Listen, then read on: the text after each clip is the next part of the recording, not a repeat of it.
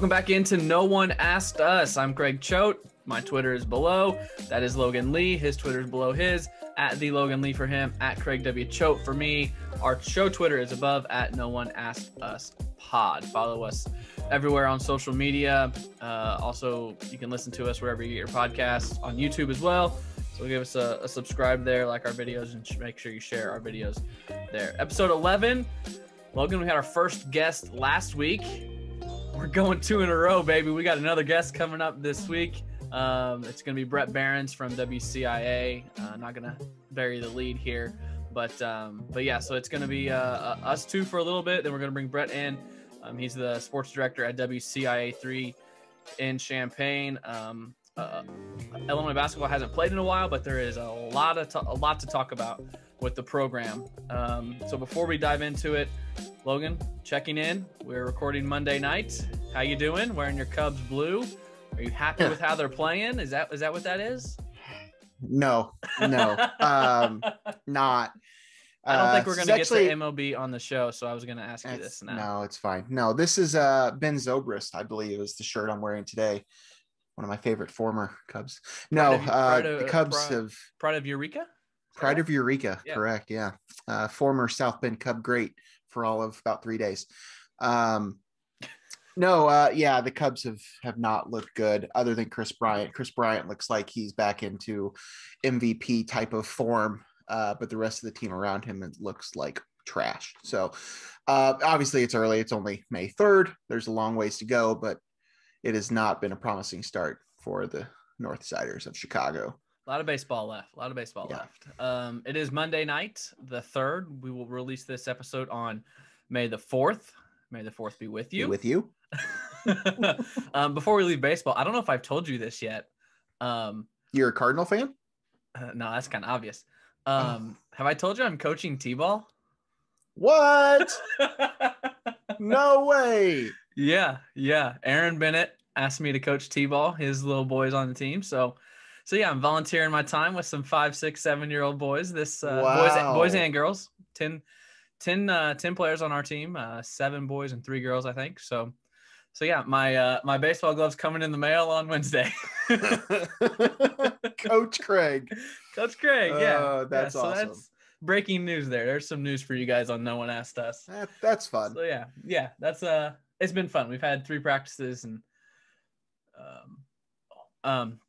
but yeah, it's gonna be a fun summer. Gonna be a fun summer.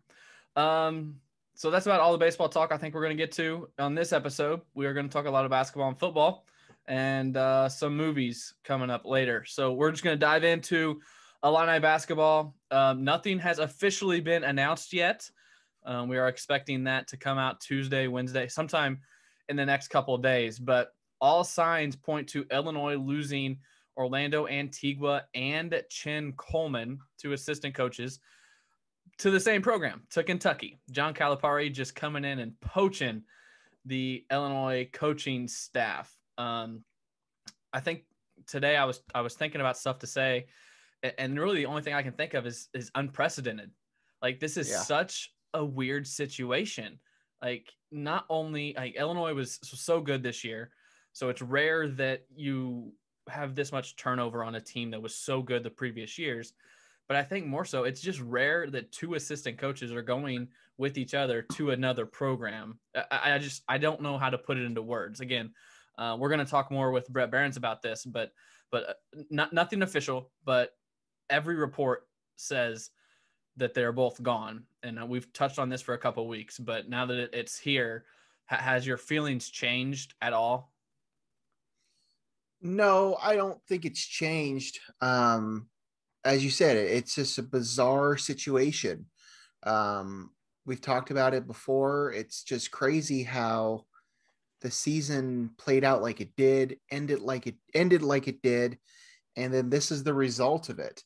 And I think you mentioned it in the show last week. I mean, I guess you consider it a compliment, and the fact that, Josh Whitman supposedly threw the money, at least at Antigua.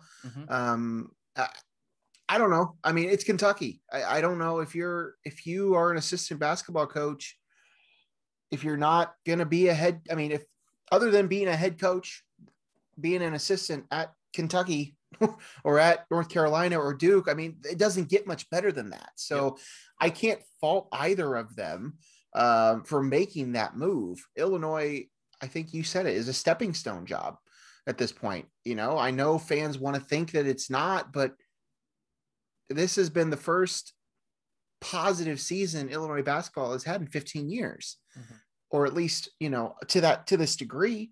So I can't blame them. I wish it wasn't happening. You know, assistant coaches are extremely valuable to teams, but there's a lot of them out there. So I'm not going to say that this is the end of it. You know, they can be replaced. Orlando Antigua in particular is a really good one. And so, I mean, it's going to be difficult to replace both of those guys, both him and Chin Coleman. So, but no, can't blame him for making the move. It's just weird. It's just a strange thing to think about that Underwood's going to have 2 vacancies on his staff to fill. In the meantime, he still doesn't really know what his rotation is going to look like. Still, I mean, we'll talk about more with DeMonte coming back, but there's a lot of question marks around this whole program right now. So I don't know.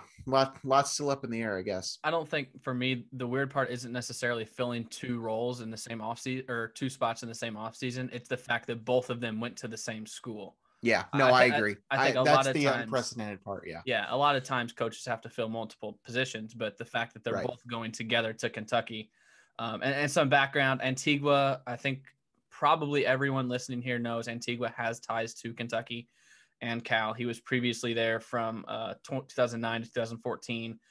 Him and Coach Cal are really tight.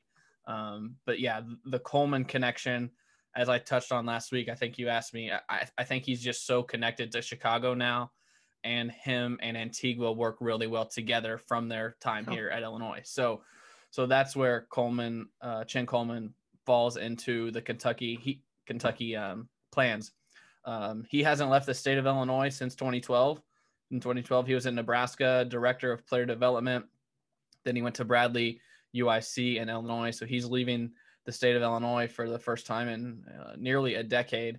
But this question popped into my head this weekend or last week as this all started to come to fruition, and the writing was on the wall that both were gonna head to Kentucky. Would you rather be an assistant at a school like Kentucky or even Illinois, or a head coach at a mid-major?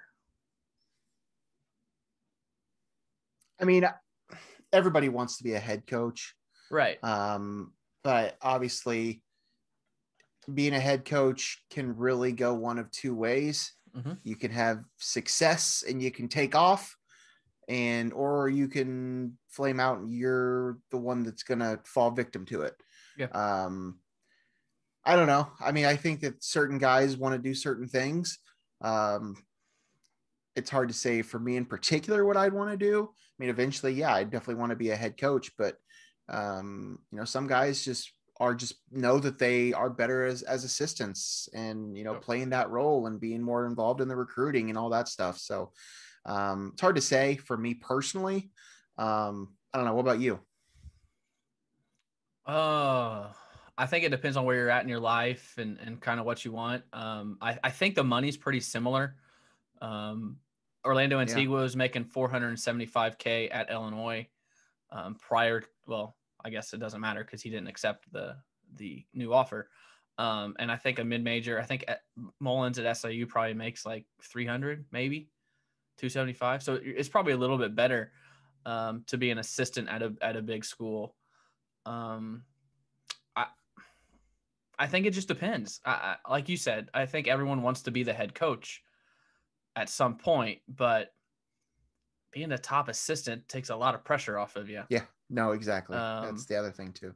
Because if you're an assistant, you're not taking the heat for the 30-point loss like the head coach does. So right. So it's just a matter of where it's at probably and kind of what you want. But right. We're not in the business of assuming, but there are a lot of names that are already being thrown out there. The first ones were Roger Powell, D. Brown, Chester Frazier. I don't know if many people realize Chester Frazier's a pretty big name in the college coaching circle. That would be, I think Roger and Chester would be better bets. I don't know that D is ready yet. No, I haven't seen enough at UIC for him to come down here. I know he was on the staff with, was that Gross or was that Underwood? I think that was Gross.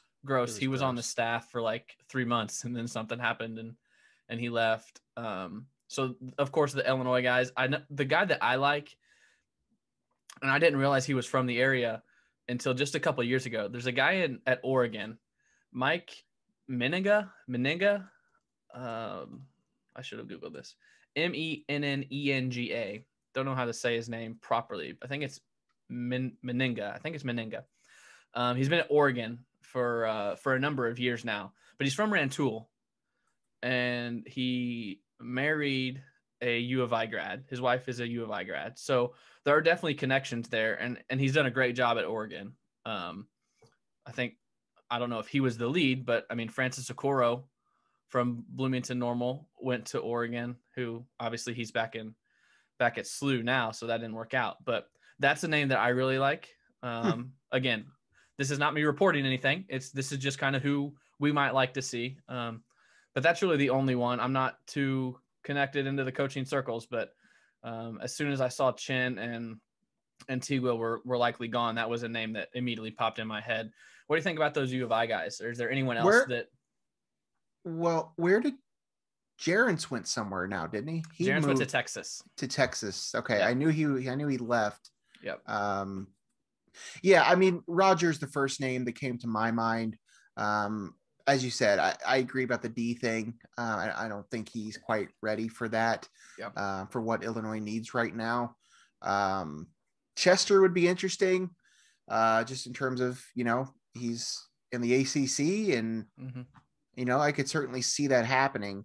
My guess is they would fill maybe one of the spots with an Illinois guy, but the other one, they're going to go out and get the best possible guy they can, for sure. Yeah. So, I mean, Brad, I'm sure, has his guys. And I think back when Brad was making all his hires initially, I mean, he had no connection to Orlando Antigua prior to hiring him. It's, I think, through his agent or something, like through channels or his agency, or they were with the same agent or something like that. So there are plenty of ways to connect with people. It doesn't, I mean, Brad doesn't necessarily have to have an Illinois guy or have to have a guy that he's coached with before. But I think the fact that Josh opened up the checkbook for Orlando it's going to attract some guys. So I have full confidence, honestly, in Josh and Brad in filling these positions. Yeah, no, I'm the same way. I don't have a lot of doubts at this point with it. It's still weird. It's still weird, and it still sucks. But no, I agree. I think they will land the best possible candidates to fill those positions, and they will continue on, and we'll try and run it back. But try and run it back. Maybe we'll get some better font for that poster where it says "Run It Back" this year. So I don't know if you listeners or viewers know what I'm talking about, but that wasn't good. Not good graphic design by the U of I department there. Forgot about that last offseason. Quick roster notes here. Adam Miller commits to LSU. I started to pick up steam here in the last week or two. LSU did. Michigan, I think, was mentioned early, but I think he said that they never contacted him. There was a lot of talk that he was going to go to Kentucky with Antigua and Chin, which would have made a lot of sense, honestly. But he goes to a different SEC school, LSU. What do you think? I mean, personally, I don't know a lot about LSU basketball. They have a lot. They have a ton of roster turnover. They do this year. I know they were a tournament team. I was shocked when Ben Simmons went there a few years ago. It came out of nowhere. Like that just, my first thought was, who their coach is? Will Wade dropping bags on federal wiretaps. Like, come on now. That's my first thought. Yeah. I don't know. I mean, good for him. I hope that, it works out for him. He's a good player, and he'll be able to, hopefully he gets what he wants, and whatever that is, hopefully he gets it. And I don't know. A lot of my buddies are, a lot of my friends are doing the Mark Smith comparisons. 1 year at Illinois, going to an SEC school. Tigers. Did Mark, is he transferring again? Yeah, he's at Kansas State now. That's right. He's with Bruce. Yeah, that's his third school in what, 4 years? It'd be 5. This 5 is years. Fifth year. This is fifth year. Yeah. Okay. Yep. So, he's gonna have Adam Miller's gonna have opportunity down there. Of Missouri Tigers, Xavier Pinson also transferred to LSU, so that's probably your backcourt there. But yeah, interesting choice. He announced it on the 1st, so that would have been Saturday. But yeah, and the other roster news, you kind of mentioned it. I don't think we've talked about it yet. DeMonte Williams is coming back, so that adds another piece for Illinois in the backcourt. I guess front court. I guess both. He plays everywhere. Yeah. So roster starting to take shape. There's probably 1 or 2 more spots left, and me and Logan say it all the time. Give us a 4 and we're happy. We just need a 4, right? Yeah. Or yes, that's the answer. Or if you do happen to get Kofi back, then I'm fine with running Grandison at the 4, and we'll roll with it. But it's likely that's not happening. Yeah. So you got to find somebody. You have to find somebody else that can score in the paint. So I don't know a lot about Omar Payne, but from what I've seen, I don't know that he's much of a scorer. Yeah. Could become one. Could prove me wrong. I think he's more of a rim protector, and plays more of the defensive side, get some boards. Yeah. But somebody's gonna have to be able to score down there. So something we have to look out for with Payne though is leaving because of Antigua. Because I'm almost positive that the biggest reason he came to Illinois was because of the way they developed Kofi, and the person that developed that's Kofi a good point. I had was Orlando Antigua. That. So we do have to worry about the roster attrition with the assistants leaving. Antigua was the big connection to those Caribbean guys, the Puerto Ricans, Melendez, Curbelo, Payne. So we'll see what happens there. As of now, sounds like everyone's sticking on board. Derek Piper's done some great reporting on this. He says that Antigua has no bad blood. He's telling everyone to stay, and he's not trying to take anyone with him, and he's giving suggestions on coaches to fill his spot. So we'll see what happens there. But someone that might know a little bit more than us on all the Illinois comings and goings is Bret Beherns from WCIA 3, and we had a chance to catch up with Bret to talk about all the Illini things going on, basketball, among other things. Country Club U, Illinois has turned into with golf and tennis. So we caught up with Bret to catch up on the Illini, and here's our chat with him. Bret Beherns rolling in the shirt and tie, the beautiful WCIA set, while me and Logan here in T-shirts at our home offices. How you doing, Bret? Trying to raise the bar for the pod here, whatever I can do to contribute. Thanks for hopping on, taking time out of your Monday night to chat with us. Logan, yet another Saluki on the show. Yeah, so far, that's all we got. That's apparently all we know is Southern Illinois grads. So the refs would like to thank the Salukis for participating. do you? We've already talked about that. Do you want to talk about that? No. Look, I just think it's important that they raise the bar to that point, that they've elevated it and got to it, and it's about time for Nick Hill to do that. But at the same point, I'm not severely disappointed. A number 1 seed, and sometimes they just don't go your way. But Saluki football's back. I think that's my big takeaway. I told Logan I said to Logan, the good thing is we can talk about them again in 3 months when their fall season starts. Yeah, no, it's great. And this year was a crapshoot anyway. What did you really expect? And similar to what Illinois basketball is, and we'll talk about that obviously. But look, they've raised the bar. Now it's on the coaching staff and on those players to continue to do that. Yep. Big news though for right now is Illinois basketball coming off the best season in a long time, and nothing official, but it sounds like you're losing 2 of your assistant coaches. You're pretty plugged into the program there at the TV station. What's it been like for you covering this off season? It's been so unusual coming off such a good year to lose so many pieces. everything's unusual, right? So what the heck is just this? Another point to that, like, right? I guess it just fits in the mold of what it should be for this 2020. And like that was the saying, right? Oh, that's so 2020. Like, that's so 2021 doesn't roll off the tongue quite as much. But that's just what it is. Like, and I don't think anything can surprise you with this, whether that's the roster turnover, attrition, whether that's Io going pro, which everyone expected, Kofi declaring and his status, whether that's the coaching staff and what that has come to now, which, look, Brad has sold this all along of this is what's going to happen when you have successful teams and successful coaches and programs, is that people move on. And Brad is a product of that. And he has said that in his Zoom press conferences that, hey, look, every coach that is a head coach had to be an assistant and start somewhere. I think the rub for Illini Nation is the fact that you're losing two guys to Kentucky, and it's maybe not there. It shouldn't be. Let me put it this way. You shouldn't be upset that you're losing people to Kentucky. I mean, it's a different level of program. No one can, I'm not sitting here blaming Orlando Antigua or certainly Chin Coleman, who's never been at that level, for taking a position like that. I think that's just natural. That's how these things work. The timing is unfortunate for Illinois. But at the same time, I just look at it as now it's on Brad to go raise the bar even more and to make his money in that sense. Now he's got to go out and find the next Orlando Antigua and the next Chin Coleman.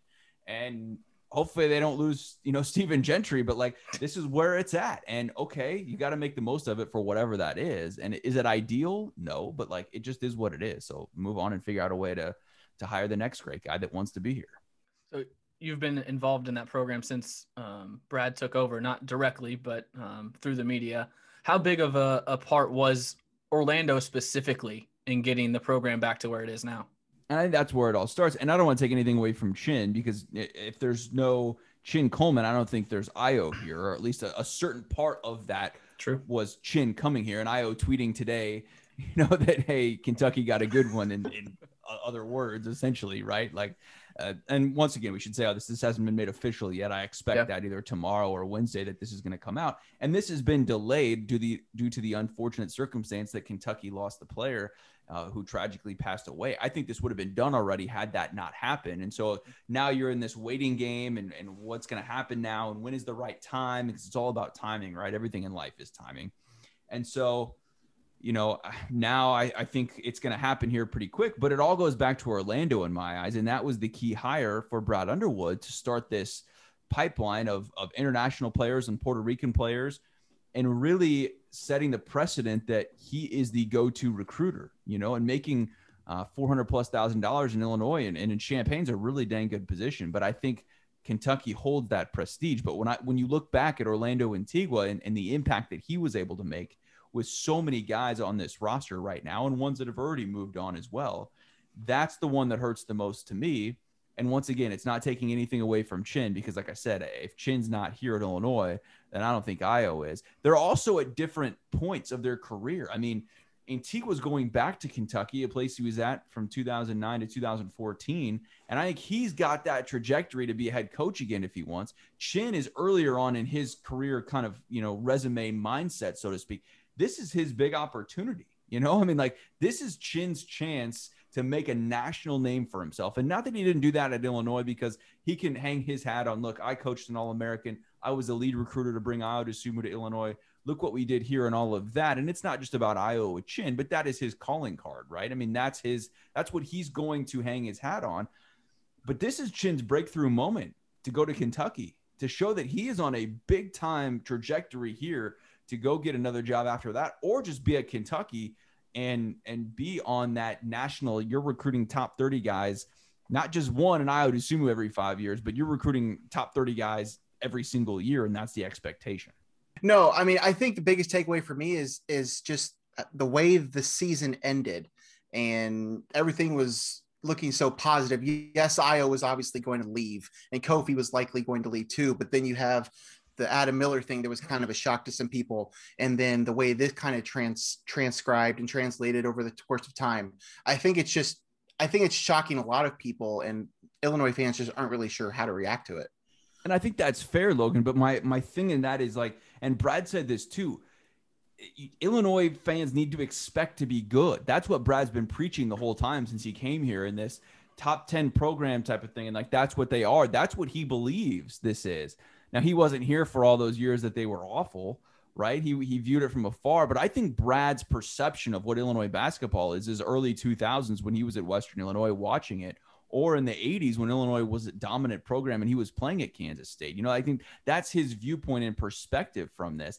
And I can get why Illini Nation is anticipatory of like, okay, well, what's next? Because that's been Illinois basketball for the last decade of like, okay, it's just one bad thing after another. But at the same time, it's like, okay, Illinois is here. Like, they're at this moment, right? This was the 05 moment, although it wasn't the ending, obviously, that everybody wanted.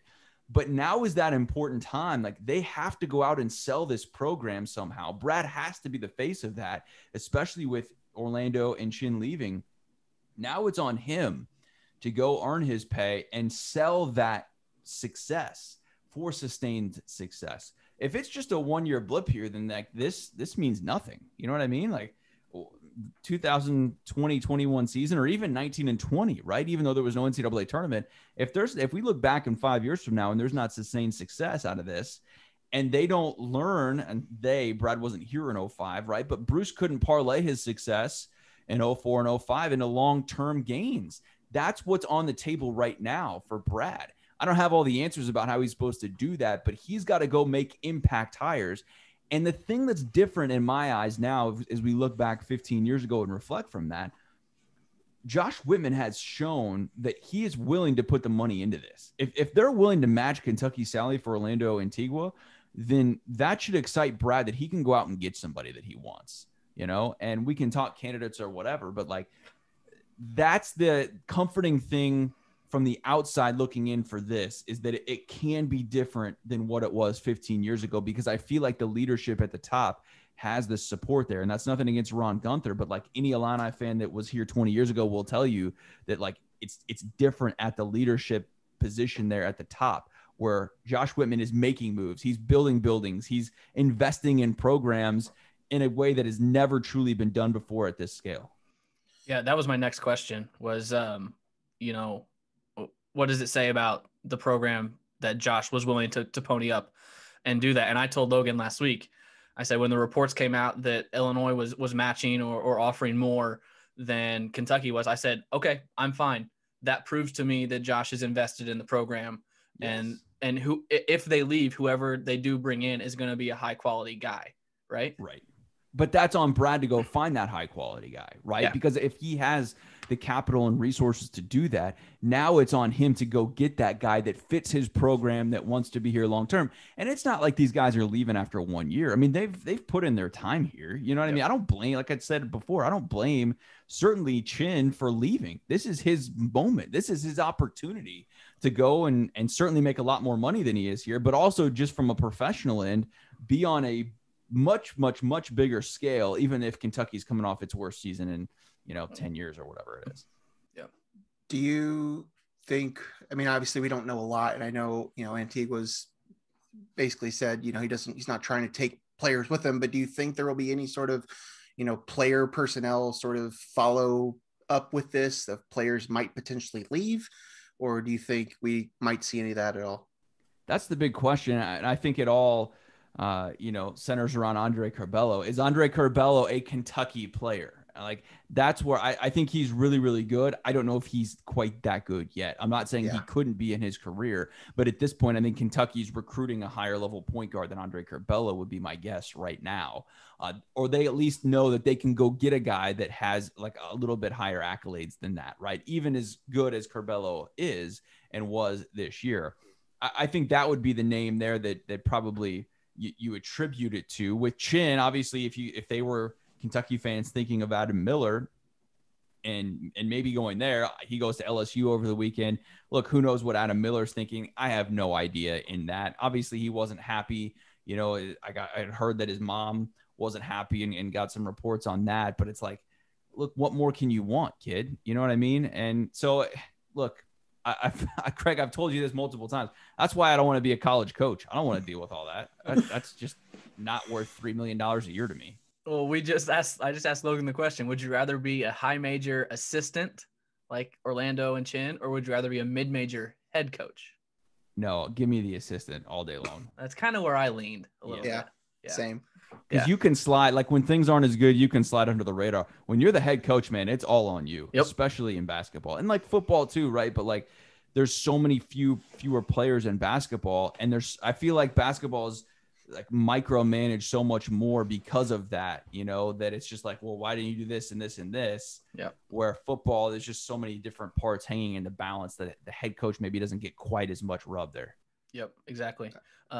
Last thing I've got for this coaching situation, and I know, again, none of this is official, but there are going to be names floated out. So do you have any names that stick out to you who you might want to see, or is it just kind of a quality that you want to see in these replacements? I was talking with someone who knows college basketball really well and have been this last couple of weeks, just getting his perspective on all of this. And the name that jumps out to me is Roger Powell, right? The Illinois connection, Chicago, Joliet West, all of that. Coached at a high major. He's proven as a recruiter and as an assistant coach. But does Brad trust him? And like the coach is just, and my guy that I've been talking to on this is all along said, coaches hire people who they know and trust. I don't know if Brad Underwood has a relationship with Roger Powell. My guess is probably not. Do they know who each other is? Yes. Does that mean they have a relationship where Brad is willing to trust that? I mean, why did Brad hire Stephen Gentry? Because he trusts him, right? He knows him. They'd work together. The coaching trees are strong, and I would say stronger in basketball once again than even football in that sense a lot of times, So Brad's going to go out most likely and get a guy he knows and trusts. The interesting thing about that, though, is remember when Brad came here, he hadn't worked with any of those guys, right? And so, like, maybe he is willing to get outside of the box a little bit. And that's something we took from Bret Bielema, is that he hadn't worked a lot with the guys that he has on his staff right now. And he was selling that in the sense that he didn't just want a yes man. He wanted people to kind of test him and do some different things and be a little bit uncomfortable, which I love. So I'm conflicted in that. It's like, okay, well, is Brad just going to get a guy in his coaching tree, so to speak, and, go down the list there of whatever that is? I don't know. But if you're telling me that they're going to replace at least one of those, Chin or Antigua, with Roger Powell, I mean, like, as an Illinois, someone who covers the team and has been around watching Illinois basketball for a long time, I think that would be a home run hire. Yep. That's one of the names that we talked about as well. All right. Moving on quickly. You touched on it a little bit. Adam Miller to LSU. What did you think of that whole situation just in general? I mean, what more does he want? Like, that's what I view it as, okay. He doesn't want to be featured. Well, look, dude, you're not going to score 28 points a game, like he did in his opener. That's just not realistic. There's 2 All-Americans on the team. If he wasn't happy with his role, then if I'm in Brad Underwood's position, I just say, look, I don't know what to do for you there, right? I mean, the team was essentially his and Andre's this year. Does he want to share the spotlight with Andre? I don't view it that way. Like, as one is better than the other. I view it as you got a hell of a point guard there, and Andre Carbello that's going to be feeding you the ball. That's a great chance to go make yourself better in that and make yourself look better if that's what he's all about. And so, like, I don't really buy that he had to share the spotlight with Andre Carbello, so to speak. Look, the players, they have the right to move, and that's fine. If he wants to move, go for it. Go play at LSU, and that's fine. And I hope he does well down there. But like, the whole situation was just weird in terms of, okay, well, what was his role this year? Well, your role was to play great defense and knock down threes, right? He didn't really give me much else than that. A little bit when Iowa was out there, I felt like Adam moved into a more of a dominant role, so to speak, those games Iowa was out, which was encouraging to see. But it's like, sometimes you just got to wait your turn, Yeah. Yep. And he seemed like I don't know that he ever fully was invested in it, just as somebody from the outside. I mean, I know he had his games early and then he kind of caught fire again, as you talked about, when Iowa wasn't on the court, but I just never totally bought that he was fully invested in being there. See, and that's interesting because just talking to him throughout the season on Zoom, which is so much more weird and everything, right? Like, you can't get a true sense of these guys, or you pull them aside afterwards, or talk to assistant coaches or whatever else, before or after the media avails. But like, he always said the right things. Adam is a very well-spoken dude. And so he always was coming out and giving you what you wanted to hear from the media in. And so that's where it was like this, where's the disconnect in? Who's telling him how he should feel or influencing him on his decision-making process on that? And that's what I was told was his mom. And that's been reported widely at this point. But like, who knows? I mean, that there's so many people and influencers in these kids' headspaces that makes that so difficult. And there's a lot of unknowns there, most of the time anyway. Yep. A lot of outside influences now with these high school kids and even these young college kids. Moving on from the major revenue sports for the Illini, the spring sports had a pretty good weekend on the men's side. Bret was in at Crooked Stick for the Illinois Men's Golf Big Ten Championships, and the Illini come back and win their 11th out of the last 12. I think. Is that right? 6 in a row too. It's pretty incredible. Yeah. Came back on the back nine. I know me and you both, golf was one of our favorite things to cover at Illinois. So what was it like being back out there covering the golf team and watching this comeback? It was great. I covered them a couple of weeks ago. They were in West Lafayette for the Purdue Boilermaker Invitational over there. They did not come back and win. They finished second that tournament. So they were able to get it done at Crooked Stick. And I had a couple people, I was talking to on the course there or whatever. Hey, beautiful day or whatever else. And wouldn't it be nice to be out there playing? And I said, no, the winds were just absolutely brutal. I mean, howling. I had to laugh at myself because I couldn't get my hair from my stand-up to do anything right. The wind was blowing that hard. I needed a WCIA 3 hat out there. TV problems. Exactly. I came back and Marley goes, oh, well, now you know how I feel. And I went, yeah, okay, kind of there. You got me on that one. But the scores were ridiculous. I mean, you had guys out there shooting 90 plus, especially on Friday in that opening round where they had said it was even worse than it was Sunday. But like, good night. That course just played so difficult. Course was very nice though. Clubhouse was very, very spectacular. And, I would love to go over there and play it when it wasn't 35-mile-an-hour winds. But Illinois just battled. They were down 4. I had them, by my count, down 4 at the turn as the last player was coming around there. And 4 shots, just to give some perspective, in college golf is really not that much, especially on a Sunday when you've got some pressure-packed situations. So it was certainly reachable. 4 shots in a PGA Tour event for an individual, going to the back nine, maybe other than Masters Sunday, you feel pretty good about that, right? Like, okay, that guy's going to win most of the time. That's just not the case with college golf. There's really good players, but pressure mounts and things change in a hurry. And so I thought it was doable. And the fact that they were able to go, had it at, I think it was 7 under on the back nine for all of their guys.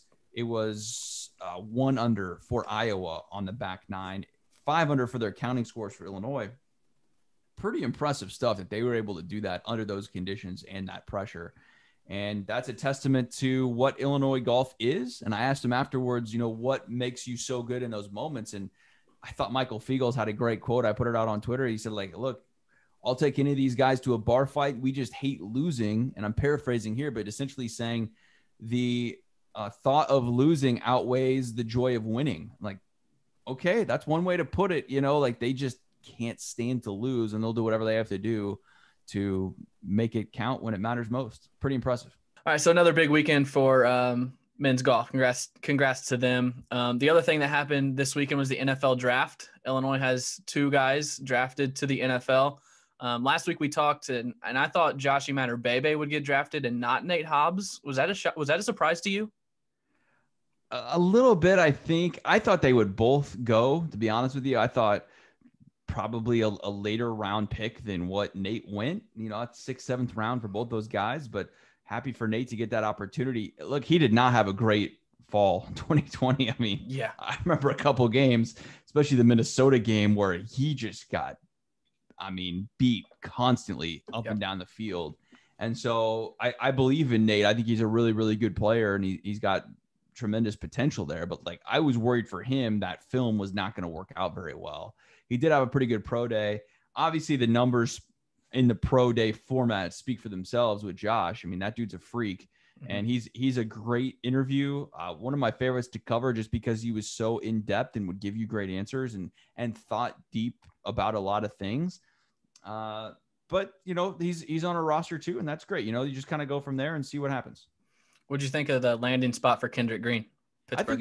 I think it's great. Can you imagine? I saw in his Zoom that he said he was taking a nap on Saturday, and you get a phone call, and it's somebody from the Pittsburgh area code or whatever it is, and you pick up, hello, Kendrick, this is Ben Roethlisberger. Welcome to the Steelers. You're like, that's pretty cool, I mean, like, they don't draft players in the top 3 rounds for them to sit on the bench more often than not. He's going to get an opportunity here. And how cool is that a guy that came to Illinois and picked Illinois over Iowa to be a defensive tackle, switched to offensive line, plays center a couple times and does a great job in that, especially this year. I think that helped him getting drafted as high as he did.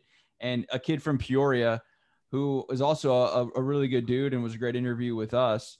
Although he always wanted to eat in his Zooms, and that drove me nuts. I was like, Kendrick, put down the orange. You don't need to eat. But that's besides the point. For him to go get that and get drafted in the 3rd round is awesome. I saw the slot value for that, approximately $900,000 on a signing bonus, $4-ish million over the next 4 or 5 years. That's great. Good for him. Yep. Logan, you got any draft questions for Bret? No. I'm no Mel Kiper here. No, sir. Todd. What you're a Bears fan. What'd you think of the trade up? I was great. I've been hesitant to call myself a Bears fan for the last however many years. It's just been pulling teeth. I was all in favor of them dumping Nagy and Pace and just starting over and seeing what you can get with the picks that they had with a new general manager and head coach. I was also surprised that the management gave them the go ahead to make this trade up and make this pick. If they are truly on their last leg, which I don't know if they are now, like, do they get that opportunity to go make this trade and go from 20 to 11? If they are coaching for and managing for their jobs, I just can't imagine how ownership allows that to happen in the McCaskies. But then yet again, I can, because it's the Bears, and that's kind of just how things roll with them. But there's hope. I mean, Chicago just hasn't had a quarterback. I don't consider Jay Cutler a franchise quarterback, quote unquote, a guy where you can hang your hat on and a top 10 quarterback in the league. I don't know if Justin Fields is going to be that, but I sure as heck get excited about his potential and opportunity. I felt like he was probably the 2nd best quarterback in the draft overall in what he can bring or could bring in, maybe not next year, but let's just say in his rookie 5-year deal and window there of what the potential is for Justin Fields gets me excited. Yep.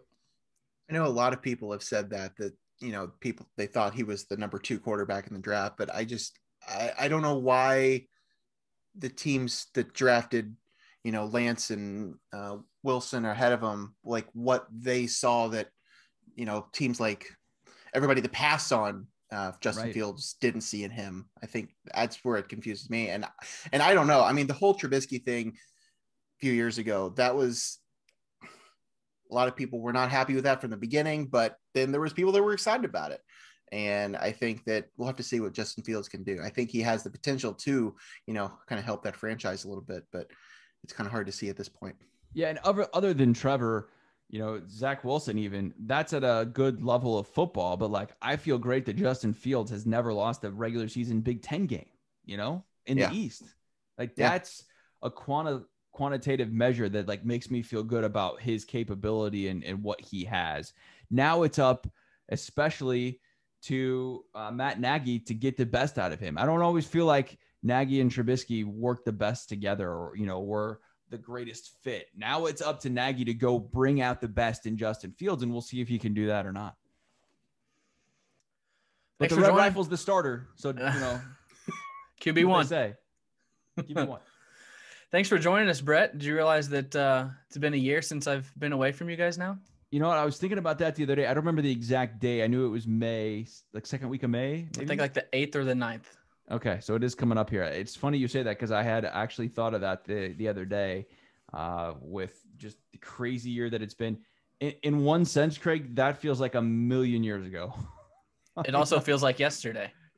I mean, we've just done so much grinding in that time to get content and to try and be relevant, which is what I always say is like, how are we staying relevant? How are we trying to, push the bar and do things that matter, and that's been incredibly difficult in this last year. And so for me, it feels like a long time ago. And in one sense, I understand that they're at the same point where it's like, okay, that wasn't that long ago, but let's look forward to the next year and trying to get back to some sort of normalcy, because I don't want to do this again. Yeah. I got right there with you. Thanks for hopping on, Bret. I owe a lot to you. You were a big help with the TV business for me, and glad to still call you a friend and able to get you on the podcast to talk with us. Thanks, guys. That means a lot, Craig. Appreciate it. You guys be well. We'll talk soon. Again, thank you to Bret Beherns for hopping on No One Asked Us and kind of giving us his thoughts there. He's a little more plugged in than we are with everything Illini. So props to him. He's a pro's pro, good at what he does. Happy for him to hop on, and a good friend to both of us. So thanks to Bret. Piggybacking off that last segment there with Bret, the NFL draft. What did you think of the draft? How much of the draft did you watch? I caught bits and pieces every day. I meant to turn it on at the beginning on Thursday and got doing something else and turned it on at one point, and then I switched over to watch Draft Day, the movie. Because I was just in the mood to watch that. Chadwick Boseman. Chadwick.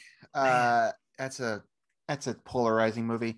No, I mean, there wasn't a lot that really surprised me just in terms of the draft overall. I don't really consider myself to be a Bears fan, but I'm glad they did what they did. Yeah. We talked with Lou about it last week about the possibility of them trading up to go get the quarterback, and they did just that. Hopefully that works out for them this time around, because we sure know what happened last time. That they did that just a few years ago. So, yeah, I mean, I was happy for them to be able to do that. And overall, I think everything went kind of as expected. I don't think there was a ton of surprises. Yeah, nothing really stuck out to me. Honestly, I don't know that there was any huge fallers or anybody that, I mean, the Raiders, I think, were the big surprise, but they always are taking people that no one expected them to take. Like their first round, Alex Leatherwood was the guard they took in the first round that I think Kuiper was like, he would be there at pick 60. Like, what are they doing at 17? But that's the Raiders. The one that I was watching at this point in the draft, and the one pick in the first round that surprised me was Travis Etienne went to Jacksonville. Yeah. Well, and they already have James Robinson. Yeah. And they already have Carlos Hyde or somebody else that they signed to.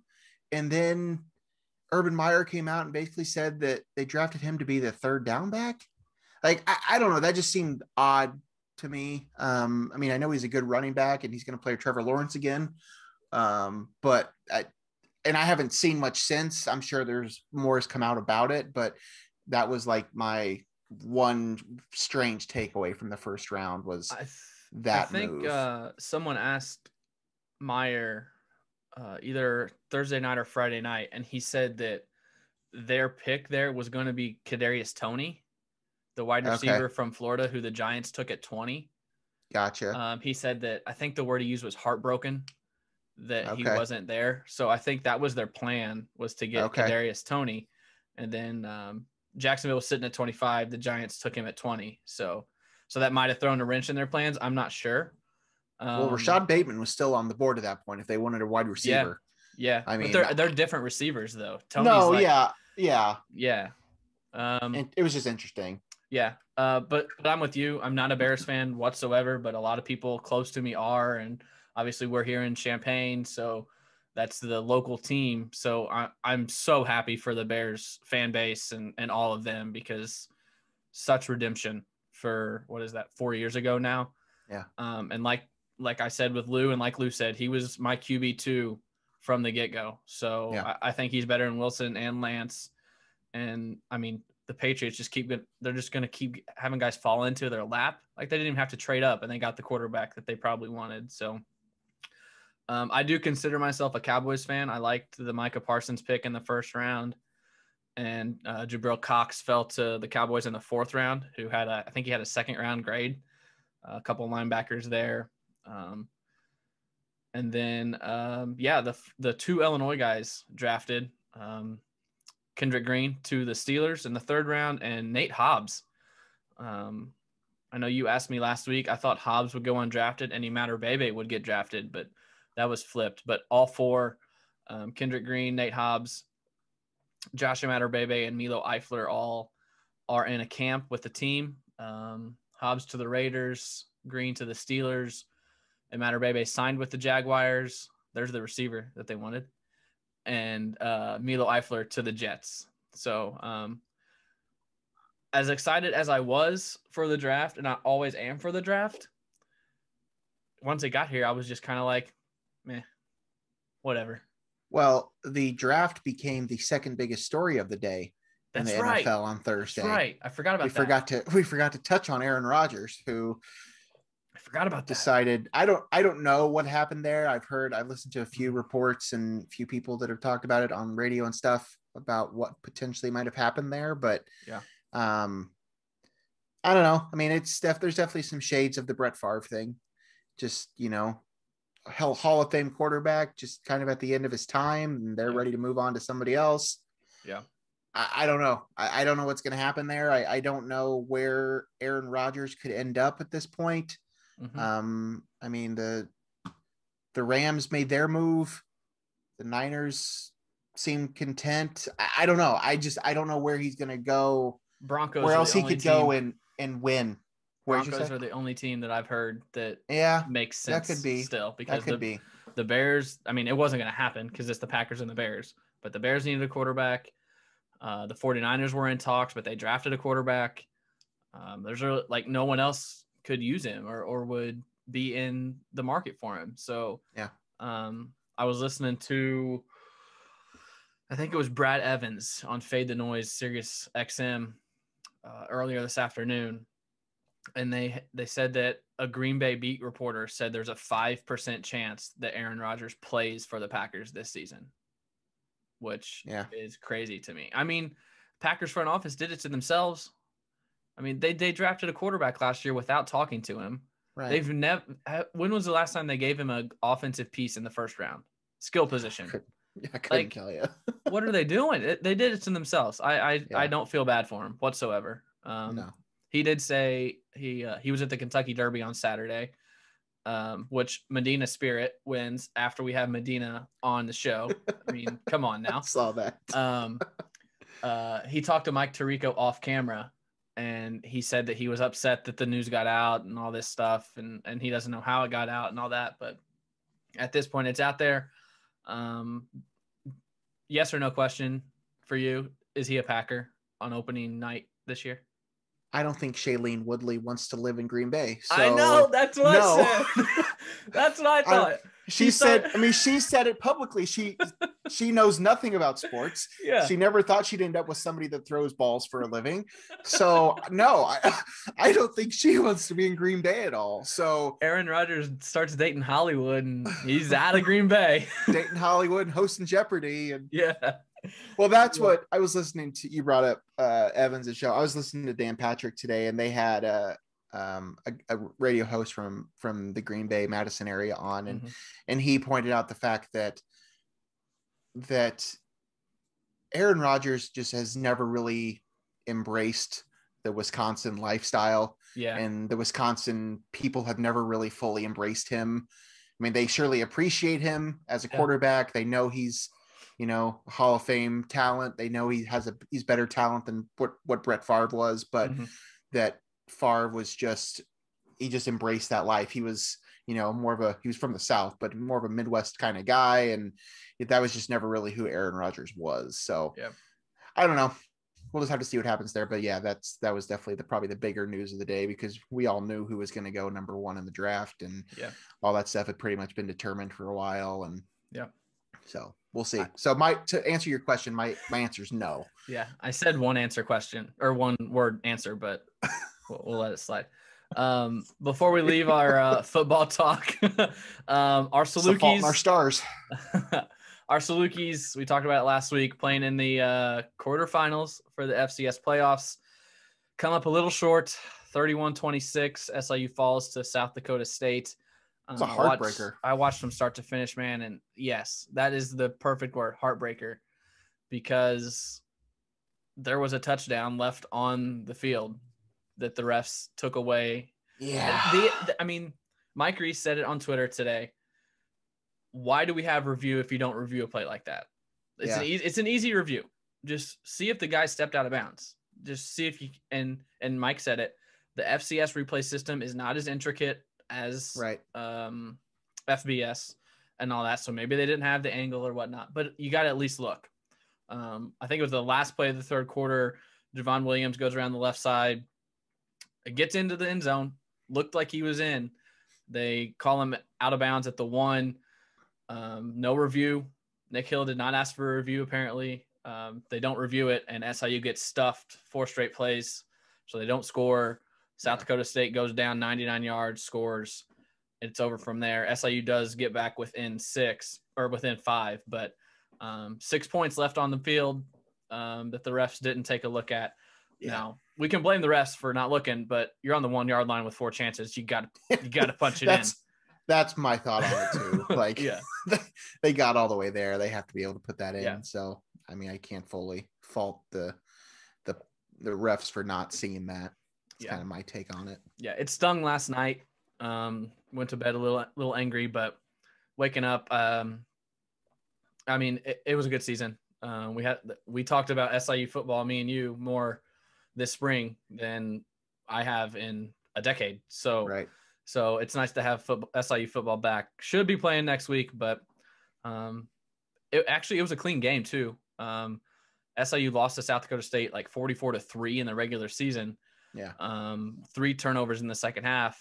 I think 1 turnover, maybe 2 turnovers. I think there was a fumble, and then SIU did have a chance to win it. They had the ball on like the 40 as time was expiring, and Stone Labanowitz threw an interception at about the 10.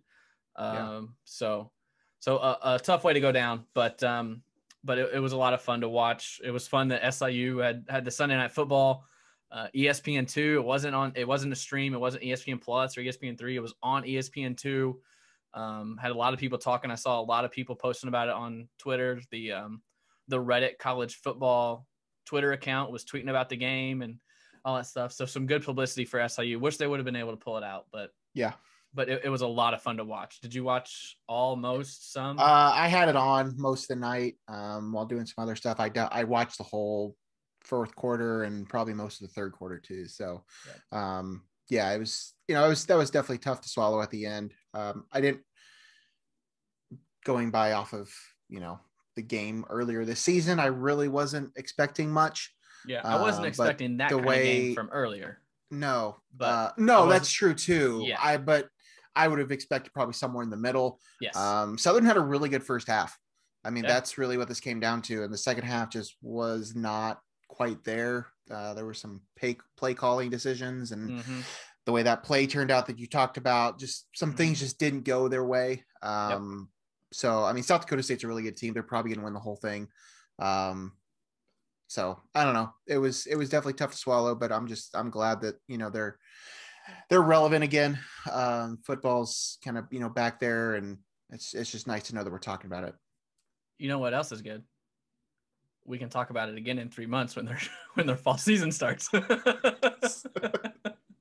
unless FCS stays in the spring, I doubt it. But no, that's gonna be a strange turnaround though. Yeah. Oh yeah, for sure. Yeah. So a lot of this show eventually is going to be Logan talking about some movies that he watches. I'll eventually probably watch some movies again. I don't know. You don't ever watch movies. This makes it really hard for me to do a podcast with you where we talk about this stuff when you don't actually see the stuff that I watch. That's why I'm going to have to start watching this stuff. I realize that. I got to be a good co-host here. Well, look, I got a good one for you to watch. Okay. All right. So it's called The Mitchells versus the Machines. Have you heard of this movie? It's just dropped on Netflix. Is it like the Hatfield versus McCoy? No. Well, no. No, it's not. It's an animated movie. It just dropped on Netflix. I know you like animated flicks, so this isn't out of your wheelhouse. It was just a really good movie. It was just a really solid family story. It's a Sony Pictures animation movie. So visually, definitely looks a lot like Spider-Man Into the Spider-Verse, which is one of the best animated movies of the last 10 years. Yeah. It was just a really solid movie, and I was just really pleased with it. Danny McBride, Maya Rudolph, Eric Andre, Olivia Colman, Fred Armisen, Beck Bennett, John Legend. Blake Griffin provides his animated voice for the movie. Conan O'Brien, large cast. Yeah. Basically, as you mentioned, at some point we'll start talking about more of these movies and stuff, but it just dropped on Netflix. I watched it over the weekend. Just wanted to mention it, shout it out. It's definitely something to keep an eye on if you're looking for just a hour and a half to a couple hours to kill. If you're down for some animated movies about a family road tripping to basically save the world from technology, it's pretty solid. We could all use that, I think. I think we could. We could. Maybe this is like a weekly thing, like Logan's weekly movie suggestion. Eventually, we're going to need to fill time because we're not going to have all sorts of Illinois sports news to talk about. I'm like putting we it have on for the our last list. 11 weeks. I have other things we talk. Okay, great. I'll watch things. Well, that's kind of goes back to the whole best thing we saw this week, which is the spoiler alert, something we've talked about, just kind of touching on. But yeah, eventually we'll start talking about more of this stuff. But I haven't watched a lot of 2021 movies yet, just because I was still catching up on 2020 movies. So this is only like the third movie of the year I've seen, but it's easily probably the best to this point. So do you want to give us like when you talk about movies like this, do you want to give us the 1 to 10 score now, or do you want us to wait till the Logies, or how do you want to do this? No, we can. Let's give us a score here. It's like an 8. It's like an 8. Solid 8, not like an 8.1 or 7.9. Like, do you want me to look it up? Because I have a system. I have a whole thing. I think it's like a 7.9 actually is what it came out to. Okay. The Mitchells versus the Machines animated movie on Netflix. It's also produced by did you see the Lego movie? Yes. Okay. So Phil Lord and Chris Miller, who directed the Lego movie, also producers for Spider-Man Into the Spider-Verse. They produced this movie. So has a lot of their vibe to it. A lot of references to other movies, other genres. It's just a fun movie. So just something to kill some time when you're looking to not watch Falcon and Winter Soldier or whatever we're trying to clear our DVR right now. We're getting there. We our DVR is pretty full from weekends away, seeing family, and then vacation. So we're trying to clear the DVR of our shows. And then what are some shows you're watching? We watch Manifest on NBC. We watch Big Sky on ABC. We watched The Masked Singer on Fox, which I thought Kermit. The season 1, I was like, this is the stupidest show ever put on American television, and we are hooked. It's like our favorite show. The Kermit the Frog reveal was one of my all-time favorite moments in TV. I've got a couple right this year. This season, proud of you. But yeah, those are our main ones. Christy watches This Is Us and a couple of the Bravo shows. So yeah, we're trying to clear that, and then we're going to move on to Netflix shows and Winter Soldier, Falcon and the Winter Soldier. So yeah, correct. Yes. Speaking of Marvel revealed some pretty big news today. Logan, again, drum roll for your movie segment here. No, they kind of just dropped it was kind of like a hype video. Did you watch this thing that they dropped today? It yet. No. So it's like a 3-minute long hype video, basically. And the first 2 minutes is just like clips from the past 10 years of movies, leading up to Infinity War and Endgame and all this stuff. And they have, scenes and all that stuff. But then they start giving us some clips from upcoming movies. So we got more about Black Widow. We know that that's coming in July, and Shang-Chi, which is coming in September. They also gave us our first look at Eternals, which I've talked about on the show, and I'm going to die on this hill. Eternals is going to be the film event, the Marvel movie. Like the Avengers type thing? Well, no, it's not going to be some sort of culmination because it's going to be it's going to be new characters. But I mentioned it on Twitter today. Chloe Zhao's directing it. She just won Best Director at the Oscars. She just won Best Picture at the Oscars for Nomadland.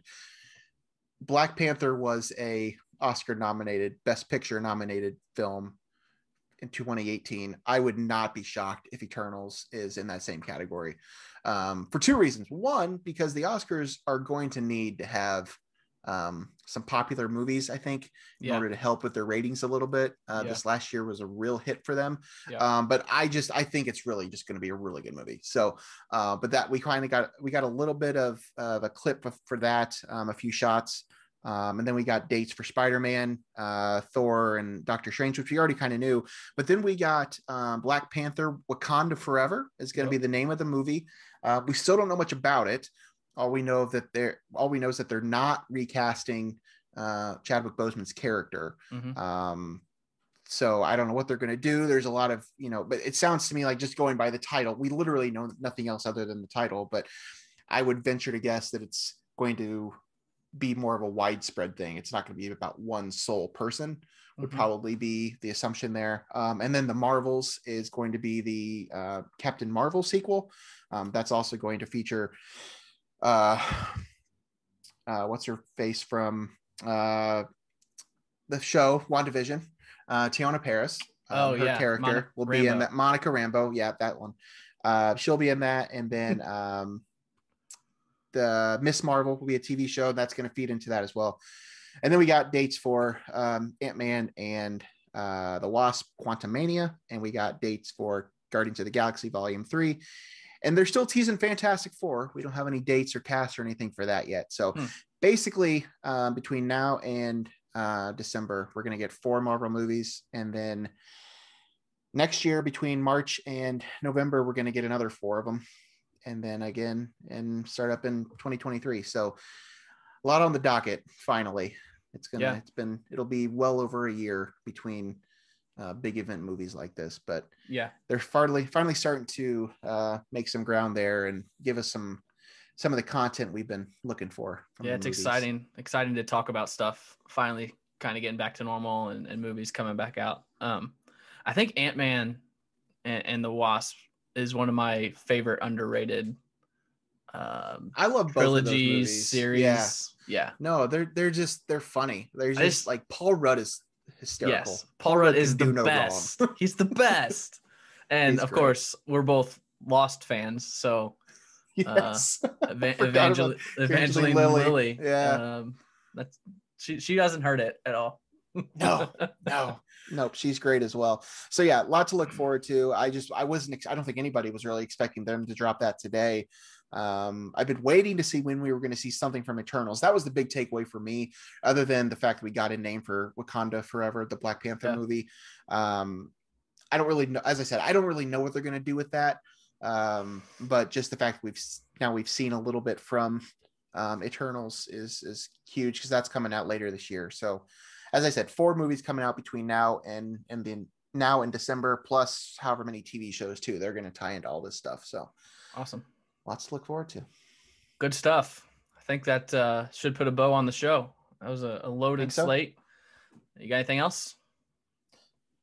Oh, probably. I know, right?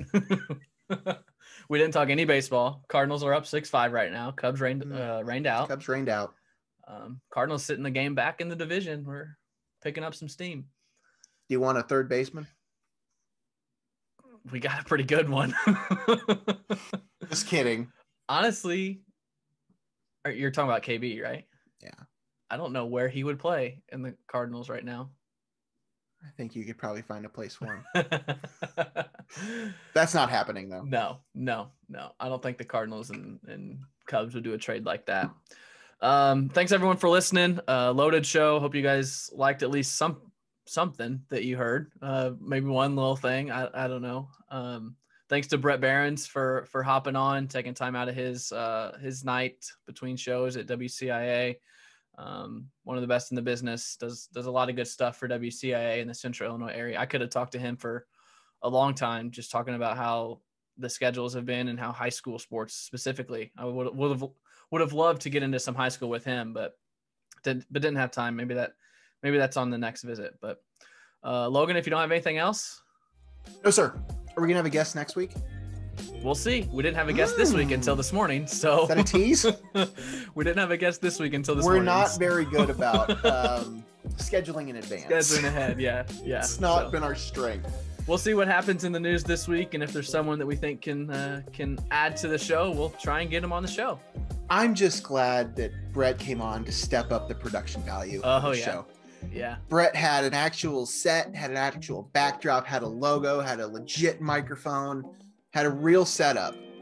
Had to step away to go get his IFB. Like it was legit. And here we are in our closets doing this. So I got my freaking toys behind me. So it's fine. It's fine. We're fine. We'll get there. Maybe the studio might be in our budget someday. We'll see. Ooh. We'll see where this show takes us. Do we have a budget? We need people to actually listen to our show. Which reminds me, please like, subscribe, comment, share, post, all the above. Rate us if you're on Apple. Please give us a 5-star rating. Yes. I think that's how it works. All the above. Right? All right, we're rambling, Logan. Let's end the show. No. We'll see y'all next week.